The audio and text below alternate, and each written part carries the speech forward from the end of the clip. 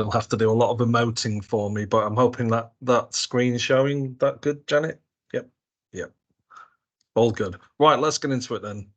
Got quite a lot to share to you. So Janet's kind of done what AT is about. I've just kind of listed our main goals there to get more people walking, wheeling and cycling and provide this like a attractive and safe choice. And really from this gear change language, we talk a lot more these days about the freedom of choice. So if you're going to make that choice to walk, wheel or cycle, we want you to do it like safely. And the government wants like more people to be doing this kind of activity because there's huge amounts of benefits, particularly on the health side of things. So it's all good. That's established. Brian, you're here to talk about technical tools. So I want to give you like a really long intro here on why we check all your schemes in such a finite detail. In fact, we're up to about 200 odd things that we check on stuff, albeit, and I'll talk you through our tools and where they kind of come from and why we think the government needs to do this this kind of new role really of sweating all the details with you and trying to help you out and trying to help you deliver the best outcomes by sharing best practice from elsewhere and the like. So one things that I'm often asked about the Active Travel England Inspectorate tools is where did they all come from? Did you just all make this all up? And why do we all have to do it? So that this rather complex first slide is going to put your minds at ease. So one, I didn't just come up with these things. The timeline shown there is going back to 1996, and after this, it was a big year, like European Championships, like Gazza's goal against Scotland. Are we back in 96 yet? Like, let's jump into it. But also, the National Cycle Strategy was launched in that year, and along with it came this like this guidance note. The cycle audit and cycle review system was launched by the Chartered Institution of Highways and Transportation, which, remember, I loved it. No one really used it, but it kind of attempted for the first time to establish what a level of service could mean to people cycling, and a whole list of metrics that you could go through, decide whether it's a high, medium or kind of low level of service. So you ended up with a score based on like these 50 odd different metrics. Now, lots of people back then wouldn't have had much budget, wouldn't have had much focus on it. Like, well, why are we spending so much time evaluating all these things when we've only got 60k a year to do a couple of drop curbs and some signs? Seemed a little bit over the top. And it was, to an extent, kind of question whether you could even really break it down and quantify a level of service based on lots of different metrics. But anyway, that was the kind of like the starting case. So I'll do the cycling side of things, and then we'll do the pedestrian side of things. So if we move along that timeline to the next big policy piece that came out in London, which was like the mayor's vision for cycling, and that mayor being Boris Johnson, would later go on to be prime minister, if you weren't aware.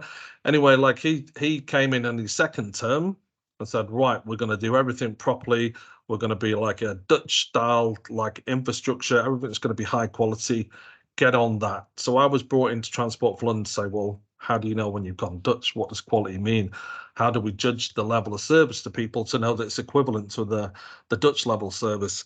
I said, hang on, we've got this system from 1996.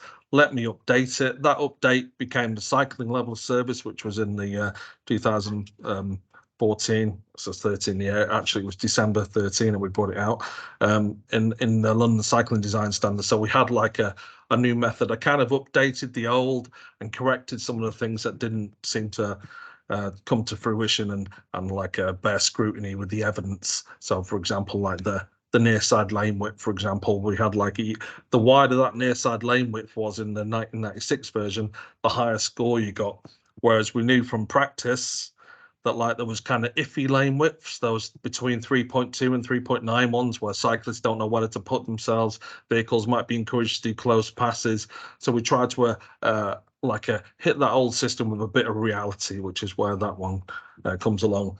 Now we're shifting along our timeline to when gear change comes along, and that's the new policy that Janet introduced you all to. That's what we're here to deliver. And alongside that document came LTN 120, the Cycle Infrastructure Design Guidance, which took the London cycling level of service and kind of made a kind of national version of it. So that's kind of where we are in terms of where things are published. So the ATE route check tool, which I'm going to take you through, kind of takes that LTN 120 cycle level of service. We've updated it and added a few more things in there, but basically that's the basis of the cycling side of things. Everybody with me so far? Should we do the same for walking? So you never have to ask this question again. Sorry, I'm absolutely freezing where I am. So my teeth start chattering. No, that it's way more colder up north than it ever was down south, and I'm still acclimatizing. Okay, so on the walking side of it, the kind of big moment for the tools we use is the Transport Research Laboratory's Pedestrian Environment Review System, PERS, which again getting a little bit London focused now. It was a national system, but in London, Transport for London bought the rights to it and gave it to all the local authorities. So we started using this in earnest. So in a little bit of a leveling up way, we had a little bit of a head start on how to quantify all the level of service and all the things that affect the walking and wheeling experience. So anyway, let's move along our timeline again. So we had the cycling one and we had the pedestrian one. And then what I attempted to do for the new mayor of London, Sadiq Khan, was to launch it around healthy streets. So combine the walking and cycling stuff together and make sure that we delivered for one without being at the expense of another, hence the healthy street check. And I know a lot of people use the healthy street check, and I swear by it, I wrote it, so I would like it. And it was an attempt to get the kind of pedestrian stuff and the cycling stuff put together. So what really the Active Travel England tools do is a slightly updated version of that kind of walking and cycling stuff with the national version. And then we looked at the kind of like, what's the national version of the walking stuff look like, combine it all together, and that basically becomes our route check tool. So that's the kind of lineage. I know that's a lot to take in, but just so you know that we didn't just make it all up, we're adding to like a body of evidence that goes back 30 years. And these things do change over time and will morph. And we think the latest tools, which we'll be letting you have the next version of them shortly, but most of your authorities have got like the draft versions, which we've been working on, and we'll be ready for a kind of full publication sometime early in the new year. We'll say that. So anyway, that's where they all came from. Let's get into a bit more detail on them. Okay, Janet around there. Click that. Move it. So mainly, like I was talking for a while about 10 tools, and I was going, 10 tools, Brian, that's way too much.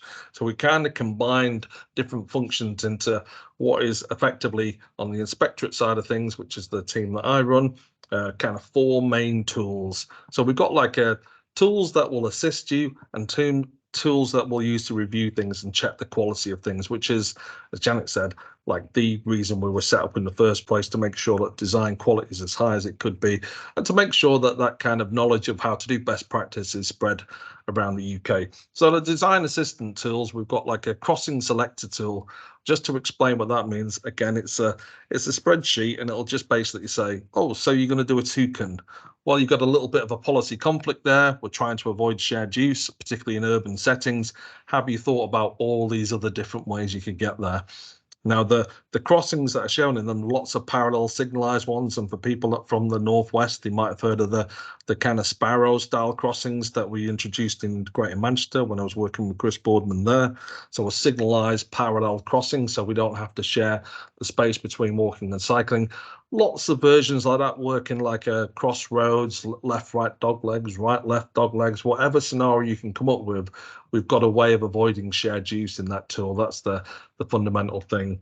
And again, it's the lessons from London as well. We've been a good 20, 30 years into trying to do parallel signal crossings and other types of crossings in London, and we're trying to show the example. So in that crossing selector tool, when you go, right, I want to do this type of crossing, here's a kind of little bit of a standard detail. Oh, has anybody built one of them? You can click on a Street View link and it'll show you one that we built earlier, so you can have a little bit of a look. So it's a way of sharing best practice and giving people different options, because most people will think, oh, I'm taking a cyclist across the road, I need to do a toucan. And because we've got that policy conflict, we need to show some better resolution. So that's what that one's all about. And the root cross-section tool, just to explain this one, is basically like a how do you apportion space. Now, we don't use this too much anymore because we're getting designs off the local authorities, and I'm thanking you all for sending designs over. That was certainly the biggest challenge for the first 6 months. Will people actually show us any of their work for us to help them on? Now that we are doing that, we don't necessarily need this as much, but it's a way of like you're thinking of doing a corridor. I think this is a really useful tool. It just goes, okay, well, how are you going to apportion the space? How much footway, how much bus lane, how much cycle route, how much for general traffic, how much for parking? And as you put in the values in based on what your building line to building line width is, it'll say to you, hey, that's below standard, and it'll give you a reference to what that standard is, so you can click on a document. I think it's a really useful tool for those kind of those early feasibility sessions. We're going, I want this, and this, and you go, well, how does it fit? Where do the compromises come? What are the absolute minimums here? Will I be offending? Will I like fail my public sector equality duty by doing this? We've got a tool there that should help you through that process. So I think you'll find that. Now, all these tools are like, none of them are mandatory to use. They're there as like a useful tools to help you if you need them. We certainly use them. So at the very least we're doing is being transparent about the way we assess your schemes. Now let's get into the actual review ones. The big one is the route check. And now that we're not doing as many area-based schemes, you know, the classic type would be like a kind of low traffic neighborhood mini Holland approach. There's a little bit of a pause on that while we decide whether the right things to do or not. The results of that will come through shortly. But so the main focus really will be on the route check, and that's what I'm going to show you some results from. So you know how that works. That's the one that's the continuation from 96 of all those other documents and all those other processes. That's the kind of like a key one. There's 15 critical issues in it that like we highlight as being like the safety critical ones. So the certain layouts that were associated with certain collisions. I mentioned one before, that width for the near side lane. Those in between widths are closely associated with collisions from alongside, which is in the top 3 of the types of collisions that happen for cyclists. So we know if we've got something that's associated with collision, we can eliminate that from design, then that collision should not take place. So that's the kind of the start of the route check. Then we get into, I'll show you a little bit more detail. There's lots of other things we look at. There's also a place check and a junction check, all part of this this same tool. And let's show you the next page. Let's dive ever deeper. So yeah, here's like a little bit of the inner workings of the route check tool. We start off, we've got like a new thing that we've introduced that's not been in these checks before, this kind of policy check we do. So there's like there's the question, is it safe? But there's also like is this what the government and guidance and policy and ministers and, you know, we work for the government, is that what they really want? So at the moment, like we're trying our best to avoid shared use in as many scenarios as possible. Now, there are benefits to shared use, particularly in certain contexts. We've got a very strong steer from like accessibility groups and the government and gear change to try and avoid these wherever possible. So we need to check whether you've got any of those. That's really the first part of it. The main bit, I've talked about the critical issues. That's the kind of safety side of things, and we really want to be judged on the safety side of things. That's like crucial to us. Then there's lots of other metrics depending on whether it's a street you're looking at or whether it's a path. What's the place making like? That JAT one is the junction assessment tool, which works for pedestrians and cyclists, particularly at signal junctions. So all these kind of inputs that you can put in, and then you'll get an output of a result. We'll get a percentage. We'll get a percentage like how good is your scheme? Well, the existing was 22% and we took it to 65%. Wow, over 40% uplift. We love it. How much money do you want? The junction went from 12% to 92%. Magic. How much money do you want? That kind of like an end figure is really crucial for all our decision making, and I'll show you how that comes to be in a moment.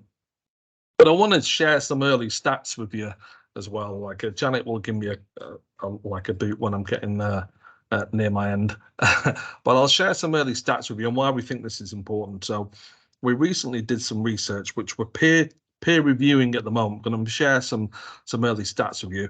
Anyway, enough caveats. We looked at 100 schemes that happened in the last census period, 2011 to 2021. Looked at 50 that would meet the quality standards set by these tools. So either kind of a pass for us, all the critical issues have been resolved. And we looked at 50 where for various reasons, they didn't meet the quality one. So they still had critical safety issues involved with them. And then we looked at, well, what happened to them in the 3 years after on the safety side of things. And it was kind of remarkable, the results. We were looking at an average of a 50% drop in fatalities from the ones that resolved all the critical issues, whereas the ones that didn't resolve the critical issues or tackle them, we were looking at a 7 to 10% rise in fatalities. So it's a massively stark difference. This has given us confidence that actually we're picking up the right things. We looked at the main causes of the different types of collisions, started systematically removing them. And if we can all do that on our designs, then we can actually grow active travel numbers and actually keep people safe, which is the first time in my career I've ever been able to say that. There's normally assumption if you can get people walking, wheeling, cycling, the more vulnerable, we'd expect more collisions. But actually, by getting these critical issues dealt with, we can have a huge safety benefit, so we can grow numbers and keep people safe, which is if you've not heard the reason why we're pushing so hard on these things, that's it right there. We've got a massively strong safety case. We're also looking that you get a 20% better uplift in the amount of people actually are encouraged to walk, wheel and cycle if we can get all the rest of the tool measures at the highest possible level. So there's a really strong correlation there. Anyway, we'll feed back those results more formally, but I just wanted to state the case that we're not just doing this to annoy you. This is all based on evidence, and it's based on safety theory, and we will update the evidence as it comes along. But the results so far are startling, the difference if people are actually working with us to resolve these issues. All right, that's the big sell bit done. Let's get into showing some more ones. So yeah, here's the kind of example of the output. It's a bit of an old one now. I need to update with the latest drawing. Actually, I won't even mention where it is, but the scheme on the left there's a pop-up cycle lane. We've got a left turn. I'll focus on the cycling bit here. Left turn, heavy left for general traffic cutting across the path of cyclists. We'd expect a left hook issues to result there. Anyway, that gets 21%, just all things considered, all the different metrics combined, and we've definitely got a bit of a critical issue there. That's the most obvious one, but there's 9 other critical issues out of the 15 located on this junction and this route. Now, what the local authority proposed to do took it from 21% to 70%, an absolutely massive leap, huge transformation. That is how we quantify transformation, like how much of an uplift to the level of service to the end user did you actually give, and all the critical issues resolved. So we'll be expecting something like that to be able to quantify then actually be saving like a 500k per kilometre per year just in collisions, because of those critical issues have been resolved. It's a pretty stark difference. So that's what good looks like. Quite heavy, strong cycling focus on this scheme. So we'll be expecting like a high cycling uplift, but perhaps like a lower walking uplift, because the walking numbers don't necessarily correlate as greatly to safety. It's more of a bit of a placemaking one. So the placemaking one in this case went from 35% to 33%. Actually got a little bit of a worse place, which many people will argue lots of cycle infrastructure does, but there are things we can add to it: some benches, some trees, some play spaces for kids, social spaces, all that kind of stuff would add to the place, and we've quantified that as well. In the next bit, I'll show you. Let's show you a good one. So you're okay for another 10 minutes, Brian, if you need it. All good. We'll keep rolling along then. Plenty more to cover. Okay, so that kind of scenario there, when we can see a massive, strong safety win, but there's not necessarily much placemaking. We'd be expecting like a high cycling uplift. We're expecting a kind of low walking and wheeling uplift. So here's the kind of the other scenario. We've got the picture on the left there and the picture on the right, the same street after an intervention. Still drive through the one on the right, but they've clearly made a place where people now like to hang out and eat their lunch and meet their friends and socialize. And each one of those trips that they're taking, where they might have just been sat in their office eating a sandwich, now doing an extra trip, more physical activity, all great to quantify. But what we're really looking at here, from the route check, got 54% to 71. Now that's a good old change. It's not the massive level of transformation the one before. Interestingly, there was one critical issue before, but by going to this placemaking, they brought in a couple of others all very resolvable. There was like a trip hazard one, and there was a bit where some of the footway actually went really narrow around a tree. So there's stuff we can do about it with the design if we can get into these things early. But generally, the big win there was the placemaking, that it went from 54% kind of all right place to 85%.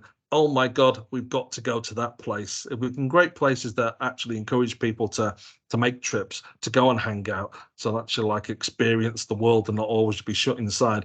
That's all money in the bank for the government. So we're looking at something like that with the route check and the critical issues. Not being too much, but we'll probably expect a bit of a medium uplift, and in this case, the kind of a banned cyclists from one of the directions as well on the after. Anyway, so a little bit of a medium uplift there, but definitely would be expecting a high walking uplift because there's a reason to go there and there's things to see and do, and all that kind of a healthy street stuff that actually makes streets sticky and make you want to go and do those extra trips. So we'd be expecting a big uplift. And the reason I'm saying this is when you send a scheme over to us, we're looking at these scores and we're using that to justify how much money you're asking based on how many trips we think you'll deliver.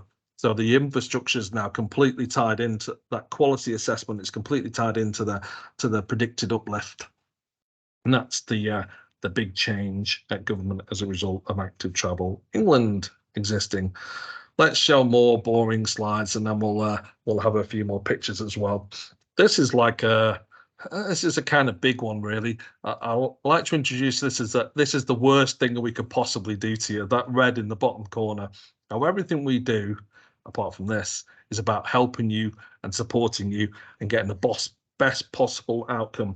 But we do have to like actually inspect, particularly the delivered scheme. So what we do, this is our like final inspection pilot where we actually turn up on site and we check all those 15 critical issues, and we're happy to share with you how we do this. And I think lots of your officers have been invited when we did the pilot to actually see what we're measuring and what we're checking on site. Again, we've been completely transparent about that. But the process that's highlighted here is like, okay, there's a critical issue there. Now, we'd like if we say actually we weren't expecting this one, or maybe it's from a scheme that was delivered before we were in place, fine, we just identify it. And what we're looking for, and this is really crucial, and this is the big takeaway, is to some kind of response. So the response can be, all right, yeah, no, we get it. We're planning to sort that out. We've got a plan to sort out. Actually, there's a budget to sort out. Brilliant. I go, actually, yeah, no, we acknowledge that. This is the kind of middle one, but we haven't got money to do it now. It was kind of a little bit outside of the scope of the scheme we've got. We go, all right, okay, we'll put that as a kind of pending status, but we're not going to judge that on future funds. Then we go, okay, well, yeah, we're not really planning to do anything about that, but we do acknowledge it. Okay, well, maybe there's an exemption. Maybe it doesn't really need to do. Maybe in that context, there's a reason for it or whatever. But the kind of worst scenario here is that we raise a critical issue. So we've spotted a layout that's closely associated with known collisions. We point it out to you and you go, yeah, or whatever, we've got no will to sort that one out. That's the kind of issue. That's when we do what's down the bottom right there, where scenario record a record of non-compliance. The kind of ronks, as we call them in our team. We'll try and come up with like a pithier name. But like having a scheme tagged with those is kind of like, that's the worst scenario. That'll be the strongest evidence to adjust your capability rating. So as you all know, like all the authorities in land, like did a self-assessment to tell us all where you're at. And we go like it was in like you're either a level 0 up to a level 4. No authority in the land was level 4. We had a few 3s, and it was kind of roughly split between 1 and 2. Now, if you're doing schemes and we're giving government money, but they're coming up with lots of these records of non-compliance and an unwillingness to change them, that's when we have to start flagging it, going, maybe we shouldn't be investing with the government's money from the Treasury to get these outcomes that we know are associated with these collisions, for example. So that's the kind of problem that we go on. Let's stop giving them money at that kind of complexity. Let's look at them at the less simple ones. Now, we started off in Active Travel England just looking at the Active Travel Fund, the one that we controlled, but now we're pretty much looking across the whole government portfolio, from your CRSTS to your Levelling Up Fund, to your Towns Fund, to your Transforming Cities Fund, to the to you name it, we're kind of looking at it. The MRN schemes as well. So we're definitely like still looking out for these things and flagging them. We know there'll be a lot more exemptions on MRN roads, like a massive like a dual carriageway in the middle of a rural area where nobody lives. So probably going to be an exemption to lots of the critical issues. So we're applying some nuance, but still this is the kind of process. So when we turn up and we flag something, it's time to take it seriously. Albeit we're just in the pilot phase at the moment, but after get into that. Let's show the next slide. That's enough of the terrible things we can do to you. Let's get back to some of the good stuff. I thought it would be worthwhile going through the kind of the thought process we had when we see your designs. So again, we're trying to put some process and some theory to this and apply stuff. So this is what my inspectors are told to go through and think through. And there's a handy like a push button set of slides so they can go, okay, we can structure this conversation of how we help people in a consistent way. So the first thing I ask people to do is go, well, what program is this? All the programs like Leveling Up Fund, CRSTS, ATF, they've got different objectives. We have to frame our responses around what those objectives are. So there's no point in us telling you to do something on Leveling Up Fund that's going to negatively affect the sense of place or the character or the kind of regeneration aspects of that fund. That would be like not in keeping with the objectives. So like, what's the program? What objectives are associated with it? And then like, what kind of street type are we on? I'll show these in an example in a minute, but it's worth going through that. Oh, okay. We're on a dual carriageway here. All right, we'll be expecting this kind of thing. Actually, we're on a high street. We're expecting this kind of thing. And then like we're in a residential street or like a rural lane. What would we expect there? So we're looking for different design approaches based on what the context is.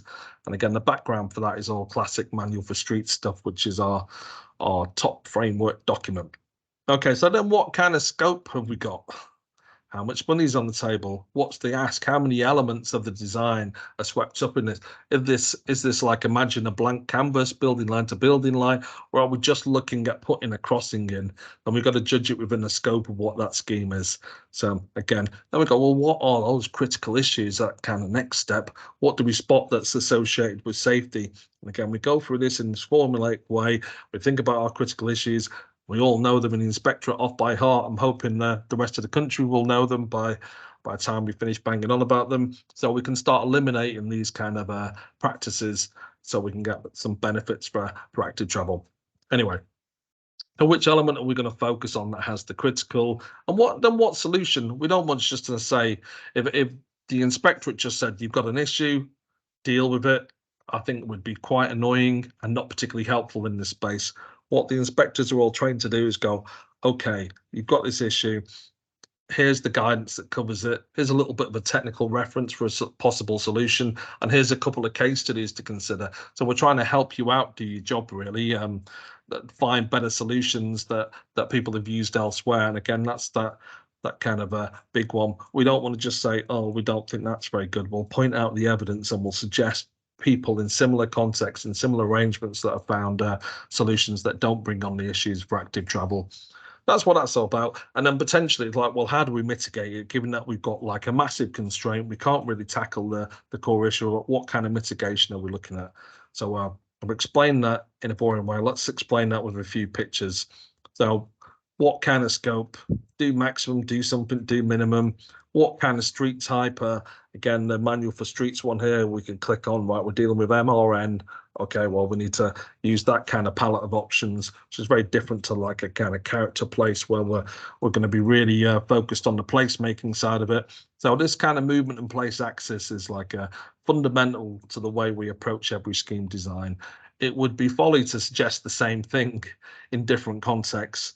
I know it seems a really obvious thing to say, but it's a nuance that wasn't necessarily there in government, at least, with the appraisal of your schemes in the past.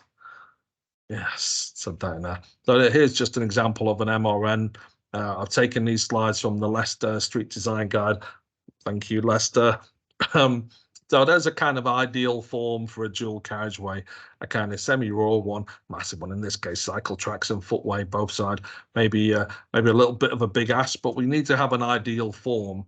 So then we'll be looking, well, where's Why has it gone? Is it an issue with the link? What type of link should we have? What kind of side road? What kind of junction? What kind of crossings? What options do we have? What are the standard details for it? You get where I'm coming from. Just to show that there is a process, and we do hold you up to kind of ideal forms. We try and find solutions that meet what we'd expect in these kind of contexts based on what the guidance and manual for street is. There's some like raw ones as well, and a little bit more. There's lots of the different types. Oh, yeah. Okay, I'll crack on.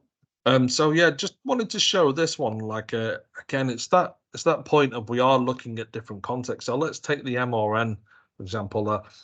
I remember when I started, I was kind of saying things like the national highways do roads, Active Travel England do streets. Well, Active Travel England do roads as well now. So we have to think about these massive trunk arterial roads and how we can make things better for them. And just to give you an example of like the objectives there on an MRN scheme would be reduce congestion. So we'll be commenting at Active Travel England on things that are going to help meet that objective. And what we're not going to be doing is suggesting things that are going to work against that objective. We want to support economic growth and rebalancing. We want to support housing delivery. We want to support all road users. Okay, that's when the active travel side of things comes in. That's where we're going to be strong in that kind of area, and support the strategic road network in general and to keep it all running and functioning. But the pictures on the right there are just showing some examples in practice. There's like a visualization that Greater Manchester did around, that's Man City's ground for any Man City's fans watching. Massive, like a multi-lane dual carriageway, really complex scenario, but they're looking at a protected junction approach, not quite one of their classic cyclopses, but you get the picture that anybody of any kind of age or skill range can get through that really complex, busy environment easily and safely with full protection in time and space from any kind of conflicting motor traffic movement. And the great thing we like about the Greater Manchester Cyclops ones is they're normally more efficient for cars as well. So you don't have to go through the 2 years worth of justification via modelling for any delays that you're bringing in. We've got solutions now that are more efficient for cars and work for walking and cycling. Definitely, if you want to know what those are and you're always coming up against that kind of barrier, please speak to us at Active Travel England. We'll put you in touch with the people that are building these. We'll help you out ourselves. And just another like a showcase for Greater Manchester there with the signalised parallel crossing that they've put in the spiral crossings. Again, really good way of like getting people walking and cycling across like difficult scenarios in a signal controlled manner. All right, let's show a few more examples of this. So just to get into that kind of signal junction approach as well. So here's an example of something that kind of works a little bit for everybody. Now, I remember showing this to some urban design colleagues and they were like, oh, what are you doing? But down at that kind of surface level, everybody kind of knows where they're going and they're getting there safely and it's more efficient. So this was like a bus priority scheme that they did in Bolton, but when I was there working with Chris Borden, we got them to consider walking and cycling, but they still got the bus priority benefits and we still got the capacity improvements for cars. And we got this circulating cycle track that took you through there. And there was pedestrian crossings as close to the design lines as we could get. So full formal PED controls. Lots of them are staggered for the efficiency of the junction, but they found this kind of solution. And if we trace a scheme like this on the A579 in Bolton against the objectives of the MRN, we go, well, it reduces congestion, it's made the junction more efficient, it's supporting economic growth and rebalancing. Well, all the station got refurbished and some new housing was put in on the side on the area that they created by improving the station forecourt, and as a result of this junction as well. So that works, supports all road users. Like I said, people driving getting benefits, the buses are getting benefit, the HGVs and freight are getting benefits, and the people walking the cycling are separating time and space on their movement, so they're getting the benefits. And again, it's a more efficient use of the junction, so the strategic road network's doing well. So even in like a really difficult, busy, complex environments, we can get wins for everybody. Now, I've said that about 3 times now, but I have to keep telling myself that, and we have got solutions to help you out in those scenarios. So I've focused a little bit on the busy roads.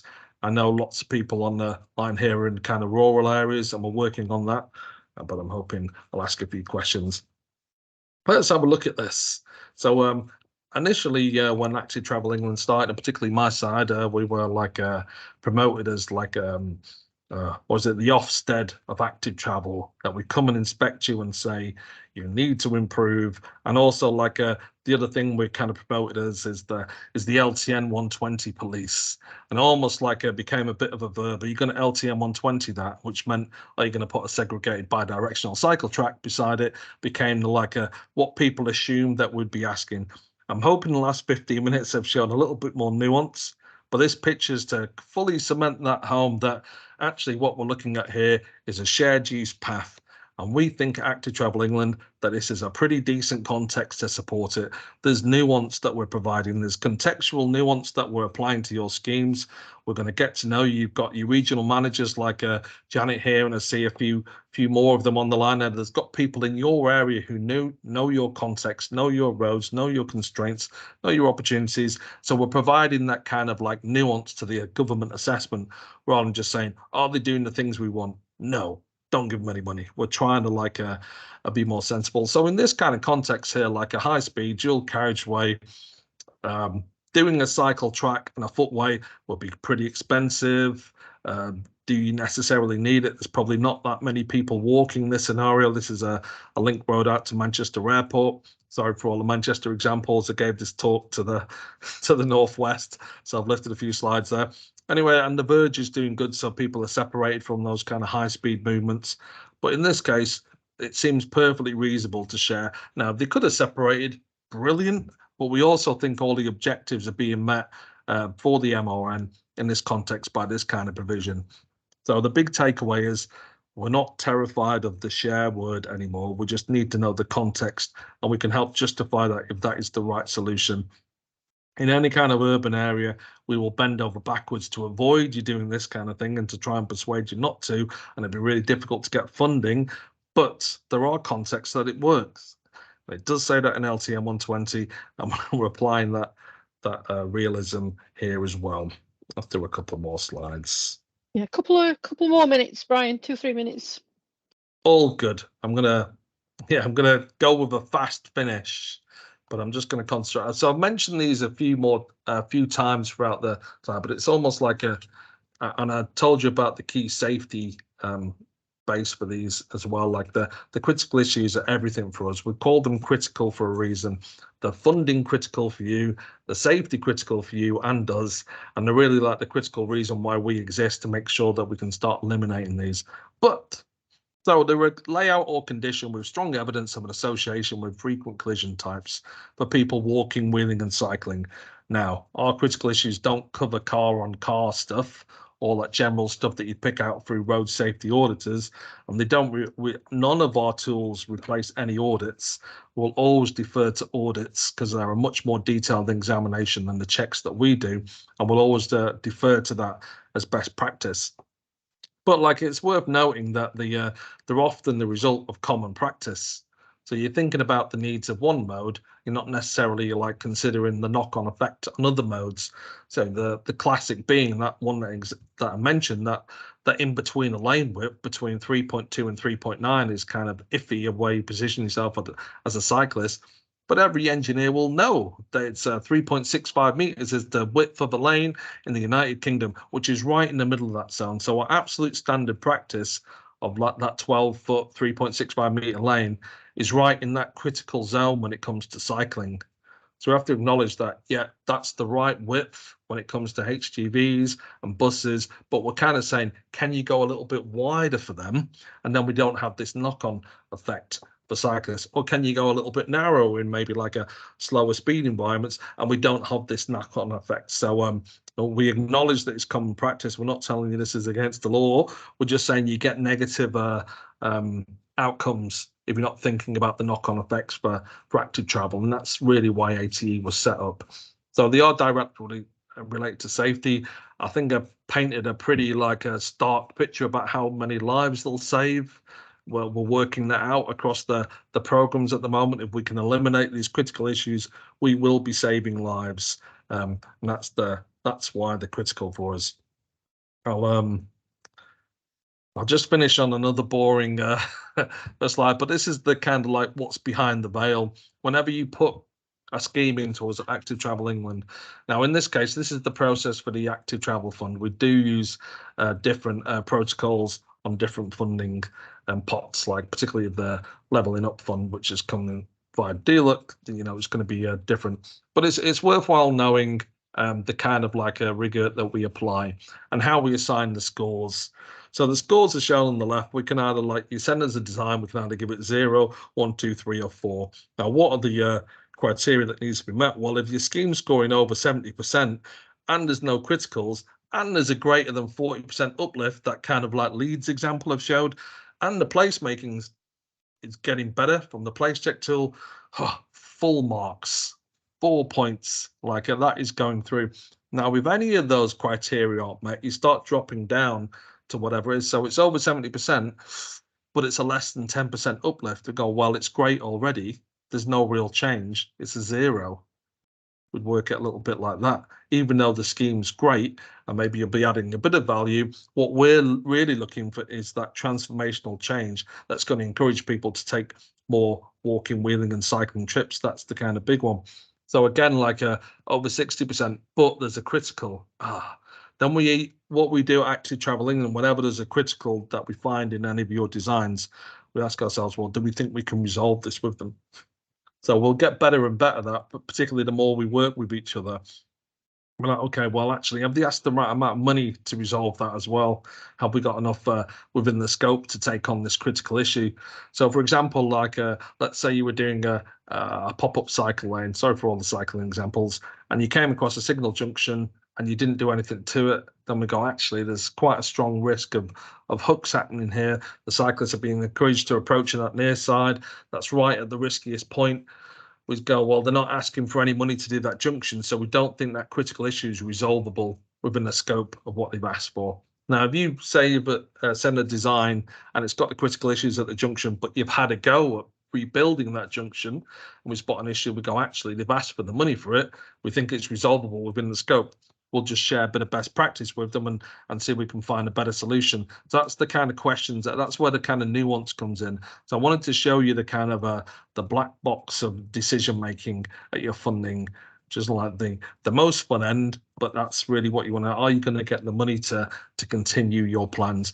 We want to help you do their plans. And the last funding round that we went out for, the ones my team are assessing as we speak, there was the Active Travel Fund 4 extension.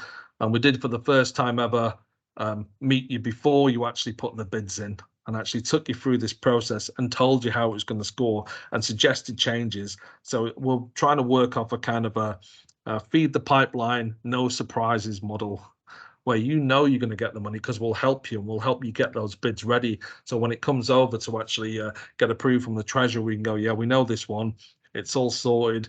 We sorted out all the issues with them. Let's process it through and get the money over to them so they can start continuing their networks. So I'm hoping that's been appreciated. And I know it's like a little bit of extra strain, but we can get this quality high. We will get the right outcomes for Active Travel. I think at that point there, I should stop talking and pass back to Janet, or I'm definitely here for any questions. Thanks, Brian. So yeah, if anybody has got any questions, feel free to either put your hand up and you can ask it verbally, or you can pop it in the Q&A. There are a few that have dropped in the Q&A, Brian. I'll just read them out. We can take them one by one.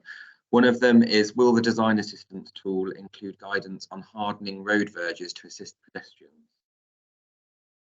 Yeah, so absolutely. Like if that's the way of getting the right width for pedestrian footway, then we'd suggest that as we haven't got that specific thing mentioned, but we will be looking at the width as like 1.5 meters, the minimum as defined in inclusive mobility there. And that could be one way of doing it. But then we'll say, actually, if you're converting a verge and it's a 60-mile-an-hour road, then actually that buffer is more important for the pedestrians and walking and cycling. So again, like all answers to all things, it depends on the context. So we'd have to have a look at the design and then we could advise whether we think that's appropriate or not. But I think it can work as a good solution. I've just noticed that Andrew, who asked the question, has just put his hand up. So perhaps we'll have to come back on that. So Andrew, I'll hand over to you. Yeah, thanks, Peter. And thanks for that presentation, Brian. I can't help noticing that everything you presented seems to concentrate on towns and cities, basically built up areas. And some of the schemes we do in Suffolk are actually in rural areas. So we're trying to link communities that are close to a local town, link them together with walking and cycling routes. Yep. Where the distance is probably literally a 10-minute cycle, but people get in the car because they're not keen on cycling this particular road. So it's more of a peri-urban location. Yep. You know, it's our policy of linking communities and services in a sustainable way. And there's a section of verge that we would like to harden, in particular for walkers. Where it links to quite narrow footways that are there already, but then there's this short section of quite wide verge. We don't have the budget to do an LTM 120 scheme. And what we want to do, we do have the budget to harden the verge, by which I mean, say, put a crushed granite surface down, maybe 1.5 meters wide, just to improve that experience. And encourage that modal shift. And I'm interested in your thoughts on that. And, you know, those of us who perhaps more rural counties, how we address that. Yeah, so absolutely, we can help with that, and I'm happy to look at the scheme and advise how it would be viewed via the various funding pots at government. Just on the rural thing in general, I was kind of hoping, I was hinting people would ask me about this.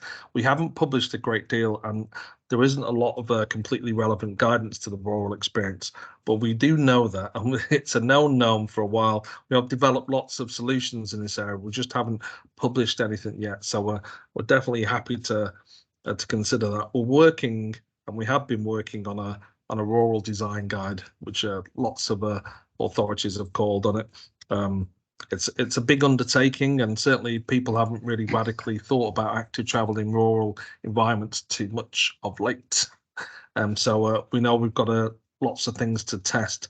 The first element of that, which we're going to hopefully have ready for publication at the start of the new year, is some guidance on the use of quiet lanes, which I think is like the ultimate rural way of getting walking and cycling established, particularly if you've got like narrow lanes with no footways. What are the design solutions you can apply there?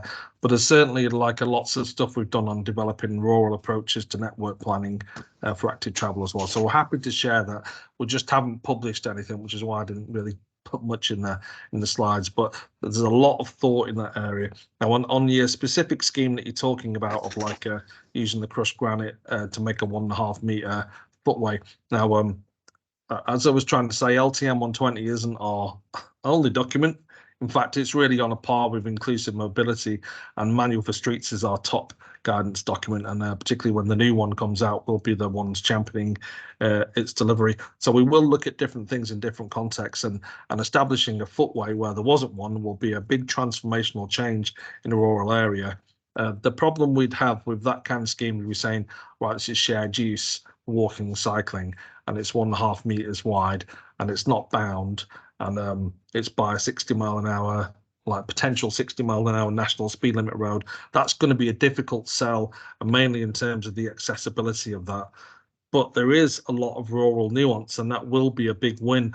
And there will be like, well, there are funding pots from the government that would be open to that. It's a difficult win for us on the will it get more active travel trips from the Active Travel Fund, but it's less difficult on funds like the maintenance fund, which is the big new show in town. You know, as a repercussion of the HS2 money and the Network North and the rest of it, there's £8 billion that are going towards maintenance things, and I think there'd be a really strong case to treat that as a maintenance to get like a workable footway for people to walk them down on that kind of rural community. So I think that's like a really good snap for that funding. So I'm giving you a really long answer here, but I am prone to do that. But I think there are ways of getting government support to do that kind of thing. It's not just about, has it got a cycling route associated with it? You don't have to LTM 120 everything. Yep. That's what I wanted to hear. Thank you. Thanks, Brian. Another question: how are the placemaking parameters being quantified, such as those lunch breaks taken in the place made rather than in the office? Yeah, it's a tricky one, and to be honest, lots of like urban designers tell me you can't do it, you can't do it. You can't quantify place like by a bunch of engineering style metrics. But my comeback was, well, I have to, otherwise what do I build? So we've had a go at it of looking at the urban design principles of what makes for good placemaking and trying to say, well, what sort of things do we need there? Like, okay, well, if it's going to be comfortable, do we need to have some seats? If it's going to be legible, do we need some signs? Or like, do we need to clear out some of the clutter that's in the area? So there are ways of addressing the urban design principles through the plain engineering facts, and that's kind of what our like place check tool talks about. While you're doing the scheme, think about the place. And like I remember when I was bringing some of these factors into the healthy street check, I was going, look, victory of someone thinking about a new road, thinking about where do I put a bench, knowing that an elderly person will have to sit down every 150 meters to be encouraged to do any kind of trip. That's still going to be a massive win. So the I'd love to go through them all in detail, and we will be rolling out a lot of training in this area. But the tools are available. It's worth looking at those metrics and go, well, that's our first stab at it.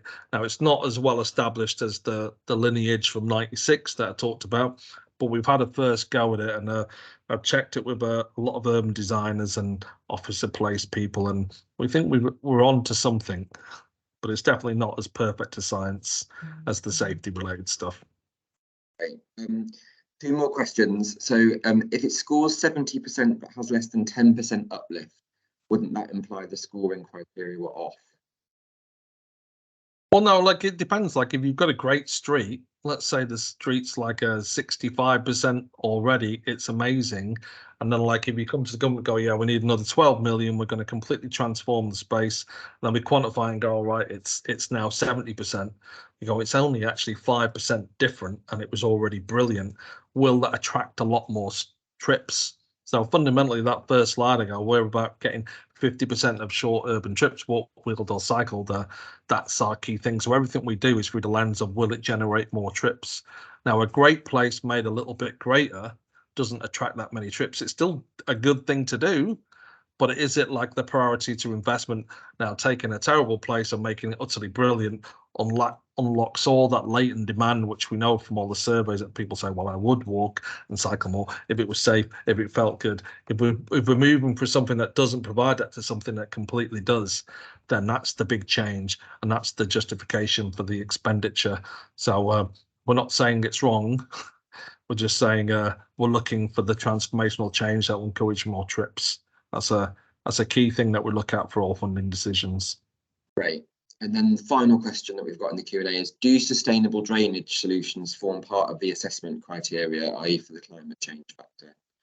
Yes, there's a whole section on climate resilience, and part of the placemaking one are all those kind of environmental considerations. So put in my engineering brain, you pick up points for it, and it goes towards the deciding whether we support it or not. So we think that's like getting increasingly important, like with all the climate resilient stuff we have to do. So it's factored in. We think greening and sustainable drainage is absolutely the way of the future. Brilliant. Well, that's all the questions we've got in the Q&A, Brian. I'm sure that we can take any questions and take them offline if any more pop up during the next presentation. But thank you very much. Really appreciate it. And now we're going to head over to Isabel, who's going to talk about the planning side of things. Yes, thank you. I do also have a slideshow to quickly share. Hopefully people can see that screen. Brilliant. Yeah. Great. Right. So I have about sort of a 15 or so minute presentation, then I'll also be looking to take questions at the end. There's obviously the Q&A and obviously pop up hands at the end when you're done, when I'm done as well. So what I'm going to do is I'm going to talk about Active Travel England's approach to embedding active travel in planning. And by way of a bit of a background, so Janet kind of mentioned it at the beginning of the session. I've been in Active Travel England since pretty much day one, September 2021, when we were literally just starting to set the organisation up. And it was quite refreshing that there was a view within sort of DFT, DULUC, Active Travel England, that the planning was really important, because it is absolutely true that there is a case for change there. And it also, I think, really helped to embed how unique and how innovative the offer that Active Travel England is, in particular to local authorities, trying to take things all the way back to sort of land use planning and thinking about how if you plan for the infrastructure early enough, then you can ultimately deliver much better walking and cycling networks in this country. So the vision for Active Travel England, as Brian kind of touched on it, you know, of sort of thinking about things like choice and safety, which is maybe a slight move away from some of the sort of goalposts and markers that were set out in gear change, thinking more about, as we say, like, you know, choice, attractiveness, safety, etc. The strategic priorities for Active Travel England for 2023 to 2025. So this is our corporate plan, which I believe has been published. I might be wrong there. You know, these are things that I'm sure that people have seen if they've engaged with any of the material or any of the presentations or etc. that we've done, but about investing and improving standards for active travel across England, integrating active travel in the planning system, giving more people from all walks of life the opportunity to try active travel, and transforming how data is used in active travel planning. You know, again, it's obvious that planning, land use planning, town planning, spatial planning, whatever you want to call it, is being given a sort of really important role in how we can drive change through the organisation. And then just to sort of, I suppose, kind of conclude on that, because Chris Whitty can obviously say this far better than myself, but I think this was at the Town and Country Planning Association conference about a year ago, and he said this quote, which obviously we all loved, which is that if you look back over the last 50 years, probably more has been done for public health by proper planning than almost any other intervention other than vaccination rates. And, you know, that really drives home the point, drives home the case for change, demonstrates that it is really important that Travel England have a role in the spatial planning system. And the case that we were making in the early days is very much that, you know, we need to be participating in the planning system. It isn't a passive influence. We need to actually be taking part. And that is where sort of the focus on development management has come from. And when I sort of go to talking about sort of what we want to do next and what we have planned for the future, hopefully that will further emphasise that point. So to start, sort of what have we done? So how did we get to where we are today? So I think probably everyone here knows that Active Travel England has a role as a statutory consultee within the consenting regime, so via the Development Management Procedure Order. We got that over the line in February, and we went live as a StatCon on the 1st of June. So this is the thresholds for applications when it triggers consultation with Active Travel England, though we do have internally sort of processes and etc. in place whereby if there is a site or if there is a scheme or if there is anything happening at the local authority level that it is believed that we should be showing an interest in through our development management casework team, then there is opportunities to flag that mainly via the regional engagement managers. So to sort of, I suppose, reflect a little bit on how we got to this point.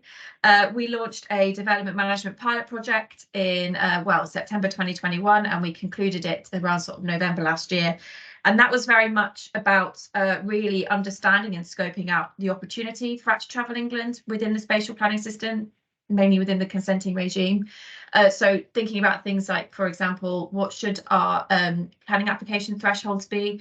And there was a whole piece of analysis that was done around sort of how many, you know, what size, what scale of site equals sort of what influence on the planning system, how many housing units would we be looking at in an annual year, all those sorts of things. What's feasible in terms of the resources, so mainly people that we're going to have within the organisation. We also use that project to sort of scope out what sort of products we would need to support a development management, consenting development management statutory consultee role. So that's things like sort of what toolkits, what standing advice, what are the guidance products, all those sorts of things. Also thinking about things like casework management software. So we've sort of touched on sort of how we want to use data and how we want to use digital tools. We've got sort of like version 1 of that at the moment. So we're using Arcus, which is from Salesforce, but then thinking about how we can sort of embed some of the more innovative forward-leaning things that we're trying to do in Active Travel England, in particular around sort of mapping, so understanding the routes in the network. So when we receive a planning application, how can we know more about sort of the planning history in terms of the active travel infrastructure that exists, that's coming forward, that's funded, etc., etc. And then the other thing I kind of touched on it is sort of figuring out some of the resourcing. So, you know, you can throw lots of people and lots of money at a statutory consultee role, and I won't sort of give any examples of where maybe that isn't necessarily fruitful or where maybe that creates delay in the system. But it's all about trying to find that sweet spot between where we should be involved, how many people we need to be able to do that, and then what's the most meaningful and impactful and helpful way that we can do that as well. And I think the other thing to say, you know, is something that we've been very mindful of, which is around the sort of transition point. So, you know, as I outlined at the beginning, we're doing something very unique here. It's never been done before. There's never been a statutory consultee who sort of has an active travel focus. Other modes of transport are represented, but not necessarily active travel. Oh, sorry, there's someone coming into the lobby. And so, you know, trying to really figure out, you know, how are we going to transition and how are we going to support the planning and development sector, not just local authorities, but also developers, consultants, any of those looking to undertake development. We were always very keen that we didn't sort of become a statutory consultee on the 1st of June and then turn around and start recommending refusal left, right and centre. We were always very keen that we were more supportive and that we created sort of more strategic partnerships with our local authority client/delivery partners, rather than maybe turning around and saying you can't do this and you can't do that. And that has landed quite well at the local authority level, and also within, you know, developers in the private sector as well. And I think that is the kind of culture that we want to carry forwards as we start to think about what other opportunities there are for Active Travel England in the planning system. So next slide, well, just to touch on our guidance products. If anyone hasn't had a look at them already, I recommend having a little sort of flick through to see what's the sort of guidance material that we're putting out there. I think the thing to say is that this is an area where we can see ourselves being really quite proactive, and where actually we can cover quite a lot of bases with something that's quite straightforward and quite simple. So, for example, using a standing advice product to talk about things like cycle parking, cycle standards, rather than having to necessarily do a bespoke sort of, you know, planning application consultation response every single time we spot that issue. So what we have just done is we've just launched we just concluded, I should say, a 3-month statutory consultee review, and that was looking at sort of some of the common issues and etc. that we were seeing in the early days of being a StatCon, and then starting to think about how we can address those, and guidance products will definitely be one of those spaces. So we have our standing advice notes on sort of active travel and sustainable development. We have that for schemes in London as well. We're looking to release more of that kind of product. We also have our planning application assessment toolkit. Again, this is going to go through some changes as a consequence of the 3-month review, but it's definitely worth having a look and seeing sort of what are the criteria that we're looking at, what are the things that we're interested in when we're assessing a planning application. And we'd like to get into a place where that's, you know, used quite a lot, in particular at the sort of local authority, local highway authority level, so that we can sort of have those conversations about where the issues are and what a potential solution could be. And then, you know, we've also got slightly more boring products out there, but obviously very necessary. Things like our development management procedural note, which just basically details sort of, you know, how you can consult Active Travel England, what sort of responses you can expect, and all those sorts of things. So how is it all going then? So as I say, we secured statutory consultee status sort of around February. We went live on the 1st of June, and since then, well, we've definitely been very busy. So I just wanted to quickly sort of outline the team so that you can sort of get an idea about how many people we have working on sort of planning applications and development management, and how many people are looking at sort of that bigger, wider influence piece. So on the development management side, we have our sort of 8, 9, 10 caseworkers, and we've sort of split them up into cells. So we haven't allocated individuals to regions, and we try not to allocate casework to individuals, so that, you know, you have 2 individuals, so SEO and HO level, working together, and that helps us to manage sort of, I suppose, the flow of casework. Also helps us to understand where there are schemes that need a little bit more of a detailed intervention, and also helps us to do things like manage quality assurance and things like that. So it kind of helps us speed up the process, and we're able to find those efficiencies in the way that we structured the team.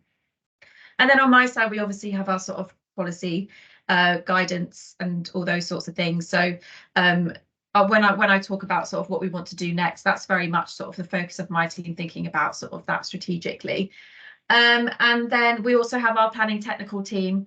So they support sort of my side of the team, but they also support the development management side of the team as well. And we are pretty much at sort of, you know, full head count now. We've got a couple of posts that we're trying to fill at the moment, but we really are pretty much there in terms of our resourcing. And we're starting to think about what maybe we would want the team to look like in the future as well. So yes, so how is it going? So we've had 1,000+ consultation requests that we've received and responded to. We passed that milestone about 2 weeks ago. We are obviously expecting, as is anyone in sort of the planning sector, a very busy December and January. So hopefully that number will creep up quite substantially over the next couple of months. We've got a 99% response rate within statutory timescales, which aligns with and is indeed better than some of the more established StatCons within the industry. So again, that's all going very well. 72% of planning authorities have consulted us. That was at the last time that we sort of did a little count, which was in November. So for those who haven't consulted us, we're going through a process of double checking whether they should have done and then making sure that they're aware about how they can consult us, which is where products like the development management procedural note come in really useful. And we have had consistently positive feedback from across the planning and development sector, in particular, sort of around the sort of comments that we give and the kind of support that we give to planning authorities, but also, you know, other stakeholders as well as they're moving through the consultation process with us, especially as we recognise that there's a lot of times that this is the first time that, you know, organisations, individuals, authorities, etc., are engaging with Active Travel England in this kind of context. So it's important that, you know, we're supportive, that we're forward leaning, we're here to help you, all those sorts of things. Right. And then I suppose, you know, sort of reflecting a little bit on what does good look like. I think that's probably the question that we get the most when we're talking to, well, anyone really. And so this is kind of, you know, a little bit of a summary of what good looks like to us. So I'm not going to read this out because the slides are going to be shared. But I think one thing in particular that we've been picking up on quite a lot is around sort of the permeability of sites and making sure that existing cycling and walking networks are able to be connected up with new developments. So, you know, you draw the red line around and you do all of that, making sure that there is actually, you know, permeable points, and that, as I say, it is easy for people who live in a new housing development, for example, to actually use existing networks. We see quite a lot of severance and things like that, and, you know, obviously, you know, the one road in, one road out type of cowpat development. So permeability is something that's really important to us, and it's also something that we'll be thinking about as we transition into the next phase of work. So yes, so as we say, to maximise the influence, we recognise we need to think outside of development management. So feedback that we've had loud and clear is that we need to be involved earlier in the process. So development management is very much the end of sort of the sausage machine with all the negotiations and everything that goes on. And you can have some sites that are coming forward to application stage now that have been in the system or have been in negotiation pre-app for, you know, years and years. So really, it isn't the best time for us to now turn around and say, now we're a StatCon, we want you to do this, this and that. So what does getting involved earlier mean? Well, local planning is an obvious sort of thing to think about there, but also, you know, pre-app, thinking about things like site allocations, those sorts of things. So we sort of broken down some of the feedback that we've been getting into sort of 3 themes. So the first one is obviously the Levelling Up and Regeneration Act. So the local planning piece features in that, things like the infrastructure levy also feature. Addressing barriers or inconsistencies in the implementation of national policies. Obviously, there's quite a lot of work going on around sort of looking at the NPPF and putting in new national development management policies as well. So how can we influence that? What is our interest in that? What are our policy red lines? Those sorts of things. And then thinking about how we can better support local planning authorities and all local authorities to better embed active travel. And that's thinking about that sort of learning and development capacity building point. So there's a few sort of projects as such that we're sort of delivering at the moment, which I suppose touched on those 3 themes. The first one is our local plan discovery project. So that's being led by my side of the team, so Ellen, Tom and Josh. And that's looking at sort of the influence that Active Travel England can have on local plans, both in terms of sort of the system as it exists currently, but also looking into the future, thinking about the Levelling Up Regeneration Act and the reforms to local planning that have been put forwards in that. So what we're doing at the moment is we're in sort of, I suppose, the sort of early sort of discovery scoping type phase. So we did a clarification survey in July where we asked local planning authorities to send us sort of any policies within their local plan as they pertain to active travel, which they thought were relevant. And so we're looking through those at the moment to understand a few things. Thing number one, what is a local plan policy that relates to active travel? You have some local plans which will have sort of one overarching strategic objective around sustainable transport, which, does obviously capture active travel within that. You have others where they'll have very site-specific policies about, specific housing developments for educational sites, which will talk about active travel. But also then, we've had local authorities who have sent us policies around things like decarbonisation or air quality. Obviously, there's an active travel angle in that. So what do we determine? Where are we drawing the line in terms of what we believe is relevant as an active travel policy? Is there any way, or do we like any way that, a local planning authority has brought all of those sorts of issues together within one policy? So that's the exercise that we're doing at the moment. And then what we want to do is we want to try and figure out a way that we can sort of, as objectively as possible, look at local plans, which is much easier said than done. They're very subjective. We've all been in conversations where we've spoken about, the use of certain words and language and the impact that that can have and what that can mean to different people. So that's sort of, what we're looking at the moment in terms of trying to develop some sort of an assessment matrix. And what that will feed into is, first of all, us being able to sort of baseline local plans as they exist currently, but also then that helps us to understand where we want to direct or where we want to put in place and offer a service offer for planning authorities and other plan making authorities around, okay, well, it's really important that you get site allocations right, or it's really important that you get this thing right, and this is how we can support you in that space.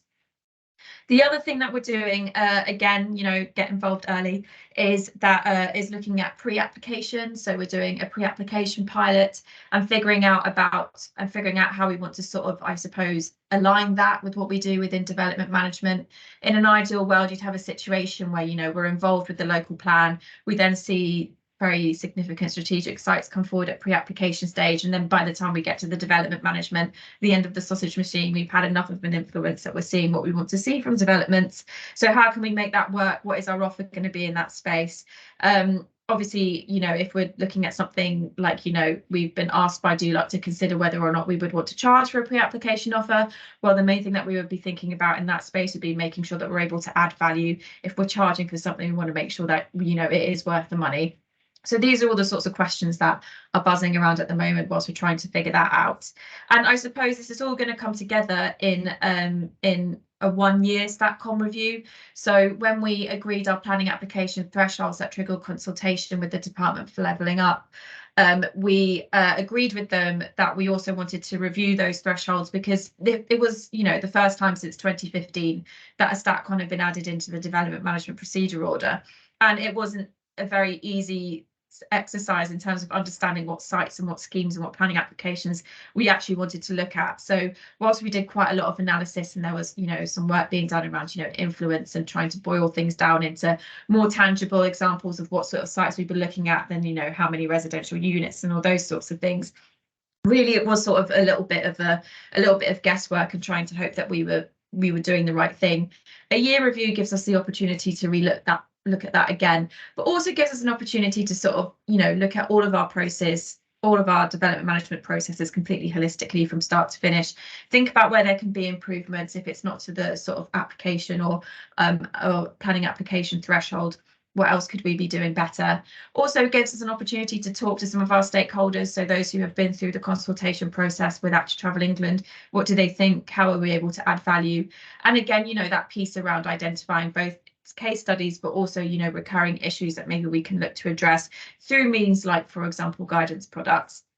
But the other thing that is going to allow us to do is basically make some decisions around what we sort of want Active Travel England planning offer 2.0 to look like. So we've been very development management focused because that was the commitment made in Gear Change 2020. Now that we've got the team together, now that we've got a mix of disciplines, now that we're thinking slightly bigger in terms of influence, we'd be interested to know what that 2.0 offer looks like. And we're hoping that things like the local plan discovery project and the pre-application pilot will kind of nicely lead us to a point where we can understand what we want to be doing in those kinds of areas and in those sort of regimes in planning, and therefore what we can put in place as an organisation, both to sort of support local planning authorities, but also to think about how we're going to engage with the private sector on those sorts of matters as well. And I think that is sort of a nice segue into this slide, which is all about sort of, stakeholders and collaboration. So it's been really important to us from the start. You know, we are not a huge organisation and we don't aspire to be a huge organisation. We don't need to have, you know, hundreds of people looking at planning applications or hundreds of people doing inspections. That's not where we see ourselves being able to add value. One of the ways that we can add value, and this has always been, again, something that's been quite embedded in our culture from the outset, is how can we bring sort of different stakeholders, different competing policy areas, different disciplines, etc., all together so that we can all be having the same conversation about these things.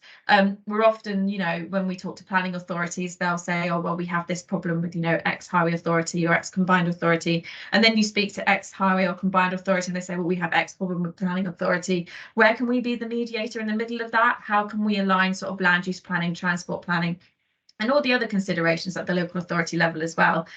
So, you know, whilst we are moving into sort of looking towards planning offer version 2, we'll also be looking at, you know, how we can do that by bringing together really important stakeholders. So, you know, we have government departments like Transport, Department for Levelling Up, Housing and Communities, all those sorts of things. Also other statutory consultees, you know, where can we be stronger talking together? Where can we sort of, you know, further up in the process be working together better so that we can identify issues which lie between, let's say, Active Travel England and National Highways, rather than making it a problem at the local authority level? Where can we have that engagement ourselves higher up in the process?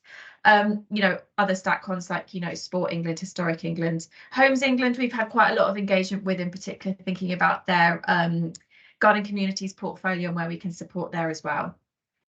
And then I suppose just, you know, I suppose one of the things that we're always thinking about is around things like, you know, vision and validate, things like that. Whilst at the moment we don't necessarily have a view or an organizational view or anything on things like vision and validate, it is very much about that, about, you know, again, that placemaking piece. How can we achieve what we want to achieve for communities, and how can we provide better transport solutions? And that, I suppose, links loads of things that we're trying to do together, you know, that aligning transport planning and land use planning piece, that aligning different stakeholders piece, that thinking about how our service offer can touch on different parts of the planning system and the planning process and how we plan for development in this country and how it can better link all of those things together. And then couple of minutes, Isabel, couple of minutes. Yeah, that's right. Yep. I'm literally just about to wrap up now. And so I kind of touched on some of the work we're doing around sort of the Levelling Up Regeneration Act. I think the main thing to say is, you know, because I imagine there'll be a few questions or a few people wondering about how we're engaging with that with the Department for Levelling Up. I think the thing to say is, well, first of all, that we are very engaged. Second of all, that we are very mindful of the impact that things like the changes to local planning and the changes to sort of national planning policy. So the national planning policy framework is obviously getting redrafted, but also the national development management policies as well, making sure that active travel has a meaningful voice. There are meaningful hooks for our development management casework team and others within the organisation to try and influence better change. And I think it's all about that, really. It's all about how we can sort of better empower local authorities by better empowering ourselves. One of the problems that we've had from the outset has been around sort of, you know, national planning policy and how it could be stronger, how it pertains to active travel. So this is obviously a huge opportunity for us to address that. And it is something that we're very mindful of, and it kind of feeds into everything that we're going to be doing over the next year. And indeed, you know, any lessons that we've learned from the process of setting ourselves up as a StatCon as well. So that is the end of my presentation. I don't know if there are any questions or anything like that that I can quickly try and canter through.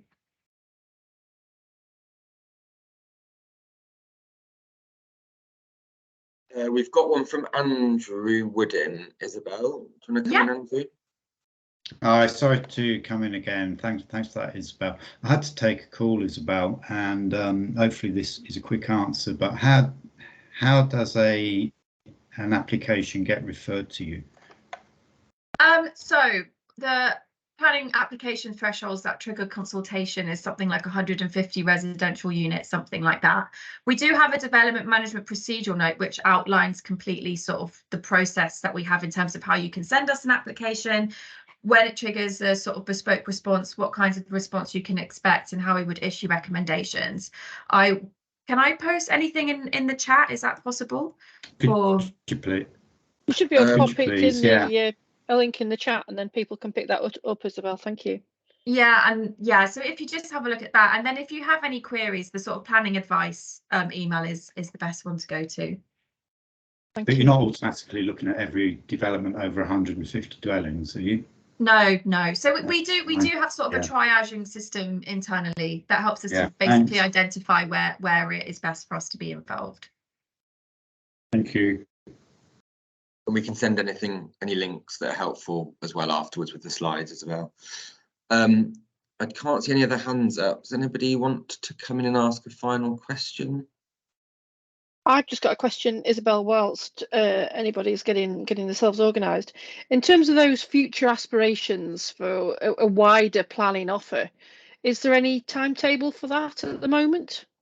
So we have our 1 year review, and we have agreed that we're going to sort of publicise that next summer. So any future offer is likely to be included as a part of whatever that publication is. And if we need to do any consultation on that, obviously that would be the point that would kick that off. So I would imagine sort of towards the end of next year, possibly, depending on sort of what we're looking to bring forward, how much recruitment we might need to do, etc. Should that be where we land, that's not necessarily what the situation will be at that point. I imagine probably from 2025 is when we would be looking to really bring some stuff forwards. But it's, you know, as we discovered when we were, you know, setting Active Travelling as a StatCon for development management, it's not just about necessarily the moment when that happens, it's also about like the comms and the engagement and the products that you put in place to support that. So anything like that, I imagine, would start coming forwards towards the end of next year. But starting with that publication, whatever that publication is going to look like, and then going from there, basically. Really helpful, thank you. In the recent capability assessment surveys, there were some questions asked of local highway authorities and combined authorities. Are you able to provide any insight into that?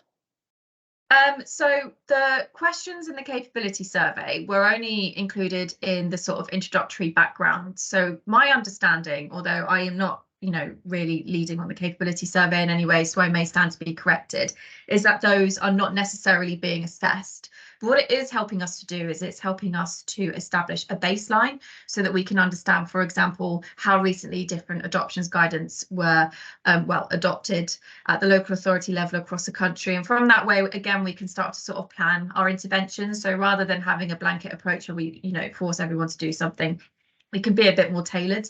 That's basically what we're trying to achieve with those questions. So they're not assessed. We recognise, you know, that in two-tier authorities, so, you know, you've got your county councils and then you might have authorities that sit underneath you who are your planning authorities.